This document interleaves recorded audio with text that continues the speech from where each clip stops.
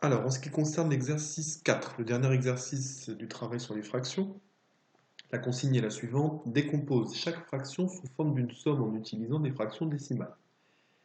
Ça, on l'a déjà fait ensemble plusieurs fois en classe, à l'ardoise. On n'a pas encore fait d'exercice sur papier, mais à l'ardoise, on l'a fait plusieurs fois. Alors, vous avez des dixièmes, vous avez des centièmes, vous avez des millièmes dans les fractions qui vous sont proposées. Je ne vous demande pas de toutes les faire. Alors, si vous voulez les faire toutes, bien sûr, pas de problème, ça va vous servir d'entraînement.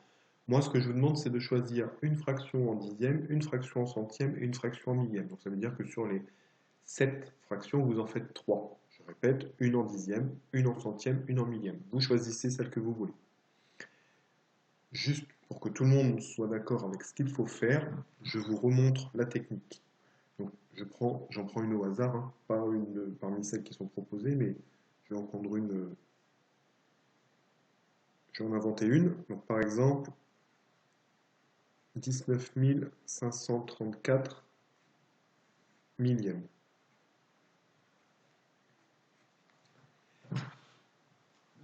La consigne est la suivante: décompose chaque fraction sous forme d'une somme en utilisant des fractions décimales.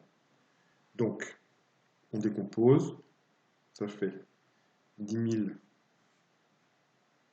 millièmes plus 9 000 millièmes plus 500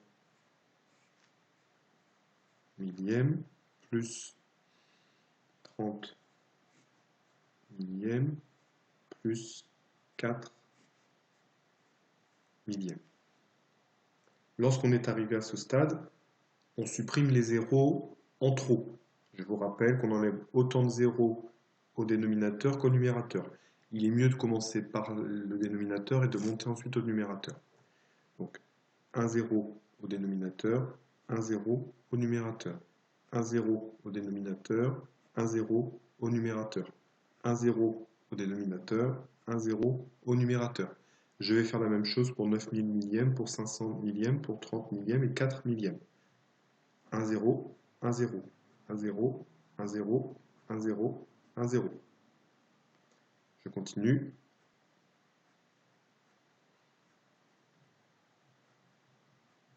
Et pour 4 millièmes, je ne vais rien enlever puisque je n'ai pas de 0 à supprimer au niveau du numérateur. Au dénominateur, c'est vrai, il y en a 3, mais comme il n'y en a pas au numérateur, pardon, je ne peux pas en supprimer. Donc si je réécris tout ça sans les zéros, ça me donne 10 unièmes plus 9 unièmes plus 5 dixièmes plus 3 centièmes plus 4 millièmes. Pour ceux qui s'en souviennent, je vous avais expliqué que lorsque le dénominateur est égal à 1, je peux supprimer ce dénominateur. Donc j'enlève le 1 pour 10 unièmes et pour 9 unièmes. Donc ça me donne 10 plus 9 plus 5 dixièmes plus 3 centièmes plus 4 millièmes. Et il y a une dernière chose que je peux faire, c'est additionner 10 et 9. 19 plus 5 dixièmes plus 3 centièmes plus 4 millièmes. Voilà. Donc 19 534 millièmes, c'est la même chose que 19 plus 5 dixièmes plus 3 centièmes plus 4 millièmes. 19 unités, 5 dixièmes d'une unité, plus 3 centièmes d'une unité, plus 4 millièmes d'une unité. Je vous rappelle, 5 dixièmes d'une unité, ça veut dire que mon unité, je l'ai partagée en 10 parts égales, que sur ces 10 parts égales, j'en ai pris 5.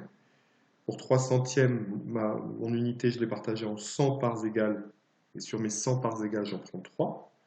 Et 4 millièmes, j'ai partagé mon unité en 1000 parts égales. Entre 0 et 1, il y a 1000 parts. Et sur ces 1000 parts, j'ai pris 4 parts.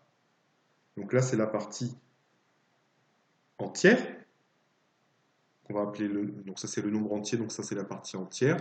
Plus la partie décimale. Puisqu'on a ici des fractions décimales. Donc partie entière, partie décimale. Donc d'une fraction décimale, on peut arriver à une addition d'un nombre entier et de plusieurs fractions décimales.